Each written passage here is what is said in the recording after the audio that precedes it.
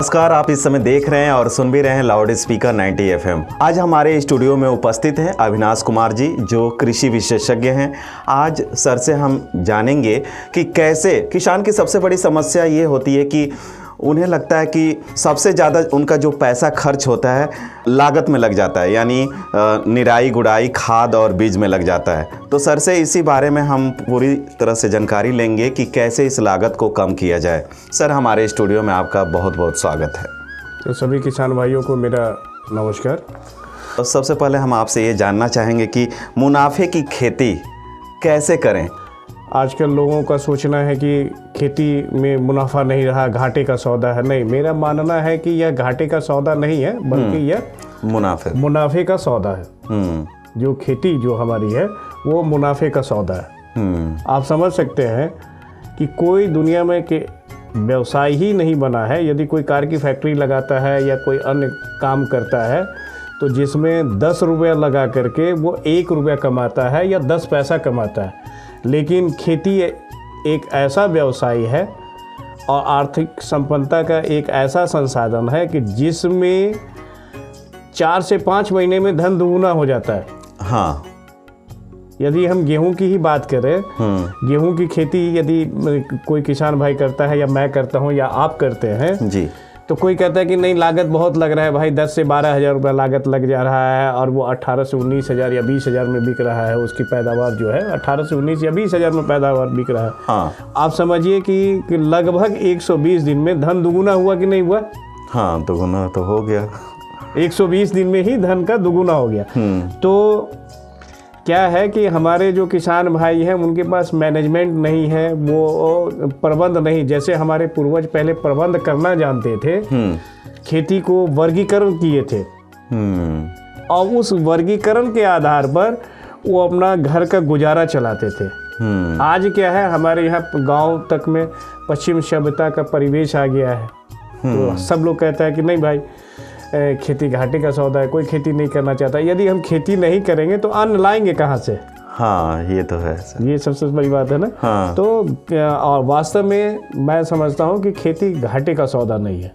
आपको तो पता ही है मेरे बारे में, मैं सरकारी नौकरी में था, उसके बाद भी मैं सरकारी नौकरी को छोड़ करके आज मैं खेती से जुड़ा व्यक्ति हूँ। हाँ सर, आप लोगों से मैं बता दूं कि सर के साथ ये दूसरा एपिसोड है। पहला एपिसोड भी बहुत अच्छा था, आप उसे मैं लिंक में दे दूंगा, उसे भी पूरा आप लोग देखिएगा, काफ़ी कुछ आपको जानकारी मिलेगी। सर, जो अभी हमारे नए श्रोता अभी देख सुन रहे हैं, थोड़ा अपने बारे में डिटेल में उन्हें भी बता दीजिए। नहीं, क्या डिटेल में, मैं एक किसान हूँ। हाँ, किसान से पहले मैं उत्तर प्रदेश सरकार में एक मैं कर्मचारी था। मैं सरकारी नौकरी बहुत अधिक दिन तक मैं नहीं कर पाया। 4-5 साल करने के बाद में मैं उसको छोड़ करके मैं अभी खेती किसानी कर रहा हूँ। हाँ, जहाँ लोग खेती किसानी छोड़ करके गवर्नमेंट जॉब की तरफ जाते हैं, और सर गवर्नमेंट जॉब छोड़ करके खेती किसानी कर रहे हैं। खेती किसानी मैं कर रहा हूँ। मेरा पृष्ठभूमि भी नहीं रहा है एग्रीकल्चर, मतलब कि खेती किसानी नहीं रहा, लेकिन सीखने की ललक रही। तो मैं देश का करीब 25 विश्वविद्यालय, कृषि विश्वविद्यालय और 80 से 90 कृषि विज्ञान केंद्र का मैं भ्रमण किया और वहाँ से छोटी छोटी जानकारियाँ लेकर के मैं खेती करना शुरू किया। सर, थोड़ा ये भी बता दीजिए आप किस तरह की खेती करते हैं? असल मैं पारंपरिक खेती नहीं करके औषधीय पौधे का खेती करता हूँ, और जो लोग पारंपरिक खेती करते हैं उनको भी मैं सपोर्ट करता हूँ। हाँ, कि आप इस तरह से खेती कीजिए जिससे कि खेती में लागत कम होगा, मुनाफा अधिक आएगा। तो पारंपरिक खेती का भी ज्ञान आप हमारे यहाँ से ले सकते हैं। सबला सेवा संस्थान का मैं। अच्छा, किसान भाई अगर आपसे ट्रेनिंग लेना चाहें तो कैसे आपसे मिलेंगे? बिल्कुल, मेरा मोबाइल नंबर आप दीजिए किसान भाइयों को। हम चाहते हैं कि आप थोड़ा बताएं। मेरा मोबाइल नंबर है 9430502802 94 30 502 802। बिल्कुल, आप इस नंबर पे कांटेक्ट करके सर से आप ट्रेनिंग ले सकते हैं। और पारंपरिक जो खेती आप कर रहे हैं उससे हट करके जो ट्रेडिशनल खेती है जिसमें ज़्यादा मुनाफा है वो सीख सकते हैं, है कि नहीं सर? हाँ, ट्रेडिशनल खेती, पारंपरिक खेती भी घाटे का सौदा नहीं है। हाँ, कि आपको उसमें पारंपरिक जैसे धान गेहूं की खेती कर रहे हैं, मक्का की खेती कर रहे हैं, उसमें लागत कैसे कम आए इस चीज़ों को सोचना है। हाँ, तो सर उसी पे हम आते हैं। अभी आप बता रहे थे कि लागत कैसे कम करना है, तो कैसे कम करेंगे? अभी आप बताएं कि 3 महीने में हमारी जो खेती है दुगुना हो जाती है, लेकिन बीज में, निराई गुड़ाई में ज़्यादा पैसा चला जाता है किसान भाई का, तो उसको कैसे कम करेंगे? देखिए, बीज कभी भी लीजिए तो हमारे यहाँ तमाम सरकारी संस्थान हैं, कृषि वैज्ञानिक अथक प्रयास से शोध किए हैं। आप किसी अच्छे संस्थान से बीज लीजिए जो कि आपको उचित कीमत पर बीज वहाँ से मिलेगा और उसी बीज का आप उपयोग कीजिए। हाँ, मार्केट से भ्रम फैला करके कि आप इस कंपनी का बीज ले रहे हैं, इनसे ले रहे हैं, उनसे ले रहे हैं, तो निश्चित रूप से आपको पैसा अधिक देना होगा।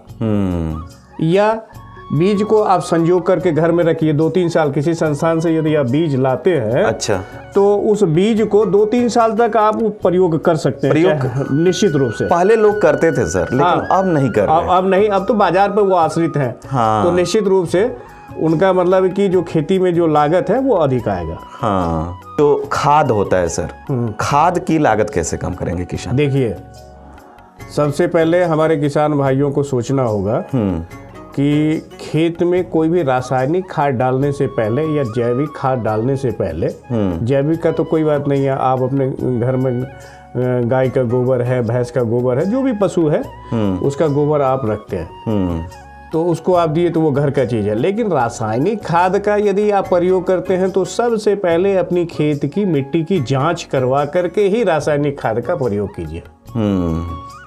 इसमें होता क्या है कि खेत की मिट्टी बिना, जो आप खेत की मिट्टी की जांच नहीं करवाए, फास्फोरस की कमी है, क्या चीज़ की कमी है, पोटास की कमी है, कहाँ किस चीज़ की कमी है, ये तो भाई मिट्टी की जांच होगा तभी तो पता चलेगा। हाँ। पता चला कि फलानवा हमारे वो अपने खेत में DAP मतलब कि 1 एकड़ में 2 बोरी डाल रहा है, तो अरे फलनवा से हमारे पास पैसा कम नहीं है ना।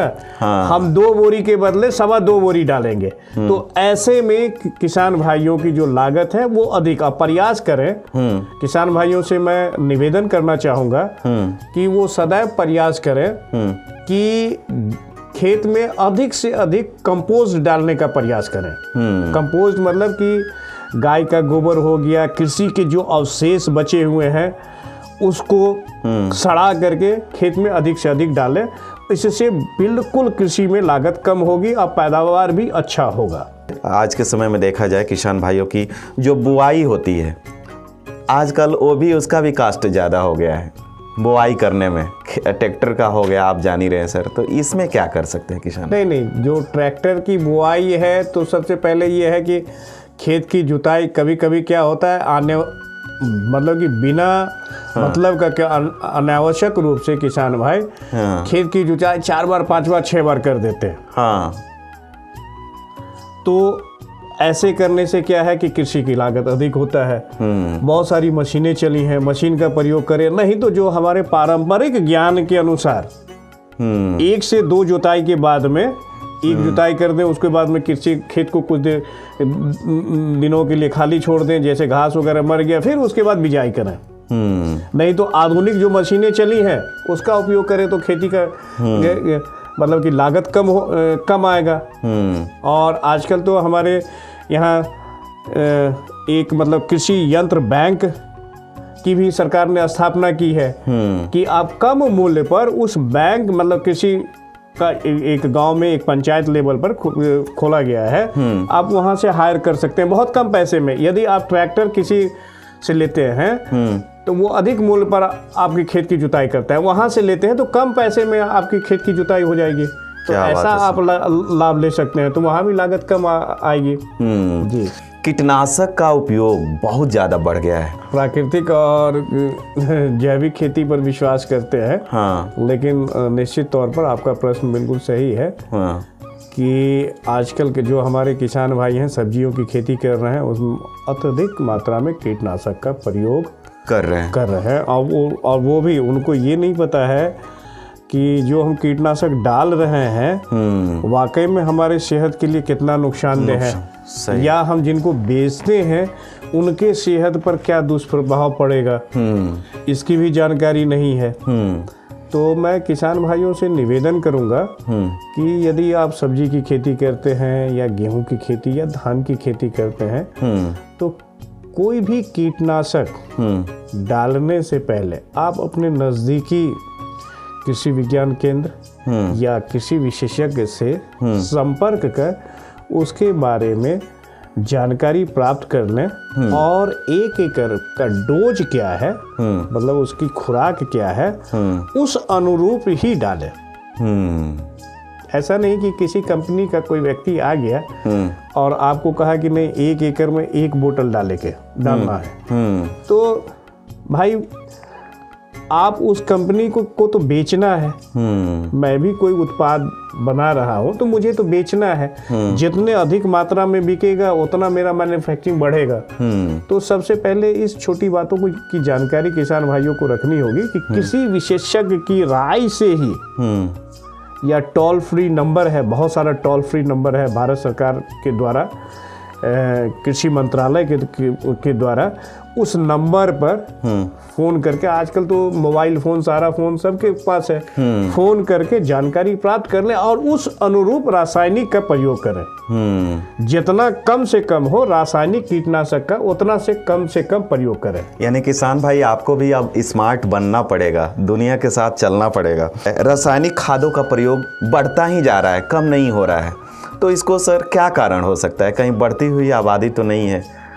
नहीं, ऐसा तो नहीं है। रासायनिक खाद का प्रयोग किसान भाई थोड़ा सा पहले वाली स्थिति नहीं है। आज से लगभग 30-40 साल पहले वाली स्थिति होती क्या थी कि हर घर में मतलब पशु मिलता था। आजकल जो लोग खेती कर रहे हैं उनके पास में भी दुधारू पशुओं की संख्या कम हो गई है। तो स्वाभाविक है कि कंपोस्ट, गोबर वगैरह की कमी हो गई है। तो खेत में तो उनको डालना ही है, तो इसीलिए रासायनिक खाद का वो उपयोग करते हैं अधिक से अधिक मात्रा में। लेकिन मैं किसान भाइयों से कहूँगा कि कृषि अवशेष को, मैं पहले भी बोला हूँ, पुनः मैं बता रहा हूँ कि कृषि का अवशेष जितना भी है उस अवशेष को एकत्र करके कहीं सड़ा करके, कंपोस्ट बना करके, गोबर के साथ मिला करके अधिक से अधिक मात्रा में खेत में डालें, जिससे कि रासायनिक खाद बहुत कम मात्रा में आपको बाजार से खरीदने की जरूरत पड़ेगी। इससे आपके कृषि में लागत कम होगी। तो स्वाभाविक है कि लागत कम होगी तो मुनाफा अधिक होगा। हमारे जो किसान भाई हैं उनको सब कुछ तो कर लेते हैं, लेकिन जो प्रबंधन का कार्य होता है, जो अभी बता रहे थे आप कि कैसे हम लागत मूल्य को कम कर सकते हैं, उन्हें नहीं आता है। तो उन्हें आप क्या सलाह देना चाहेंगे? हाँ। ये बहुत बड़ा अच्छा प्रश्न है कि वर्तमान समय में जो हमारे किसान भाई हैं खेती तो कर रहे हैं। हाँ। आपको देखा कि ये नहीं गन्ना की खेती से इनको लाभ है तो चलो भाई हम गन्ना की ही खेती कर लें। हाँ।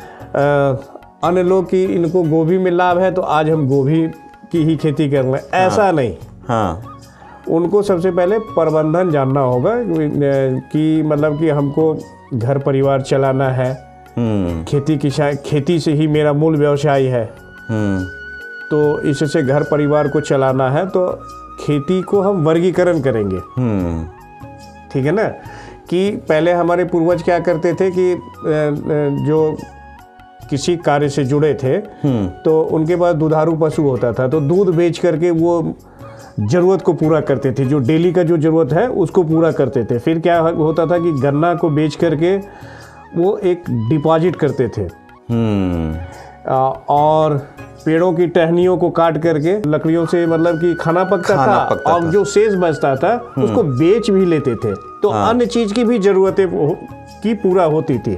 तो आजकल क्या है कि हमारे गांव तक पश्चिमी सभ्यता का प्रवेश हो गया है। पश्चिमी सभ्यता ने तो भोग विलासिता की वस्तु अधिक चाहिए, तो भोग विलासिता की वस्तु अधिक चाहिए तो खेती में ऐसे चीज़ों की खेती आप करेंगे कि जिसमें मुनाफा अधिक से अधिक होगा,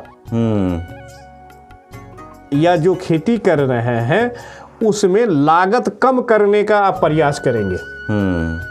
पहले क्या होता था कि संयुक्त परिवार होता था। संयुक्त परिवार में सभी लोग खेती कृषि कार्य से जुड़े रहते थे, चाहे वो सरकारी नौकरी भी कर रहा है तो जितनी दिनों के लिए छुट्टी आता था, घर घर में कोई भी छुट्टी आते थे तो वो कृषि कार्य से निश्चित रूप से उनका लगाव होता था। आज क्या है कि जो व्यक्ति, परिवार का एक व्यक्ति कृषि कार्य से जुड़ा हुआ है तो वही खेत की तरफ जाएगा, कोई दूसरा व्यक्ति नहीं जाएगा। सही कह रहे हैं।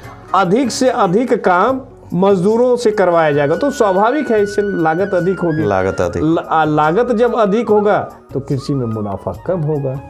आ रहा वर्गीकरण का, तो जो लोग खेती किसानी करते हैं, किसान भाई, वो दुधारू पशु को रखें, साथ में कि जो रोज के जो खर्चे हैं वो दूध से निकल जाएगा, गेहूं से घर चल जाएगा, गन्ना से क्या होगा, एक पैसा आएगा तो उससे उस पैसे को आप कहीं डिपॉजिट कर दीजिए। इस तरह की फसलें आप करके अपने कृषि व्यवसाय को वर्गीकरण कर सकते हैं। बहुत बहुत धन्यवाद सर, हमारे स्टूडियो में आने के लिए और हमारे किसान भाई को इतनी अच्छी सलाह देने के लिए। चलिए, आपका भी बहुत बहुत धन्यवाद। आप सभी किसान भाइयों को मेरा नमस्कार। आज के हमारे ऋषि कृषि श्रृंखला में थे अविनाश कुमार जी। आशा करते हैं कि सर से हमने जो भी बातचीत की आपको बहुत कुछ सीखने को मिला होगा कि आधुनिक खेती कैसे करते हैं और किसान भाई कैसे लागत को कम कर सकते हैं। अगले किसी और एपिसोड में फिर आपसे होगी मुलाकात। तब तक देखते रहिए, सुनते रहिए लाउड स्पीकर 90 FM। बजाओ बजाओ जरा झूम के बजाओ। नमस्कार।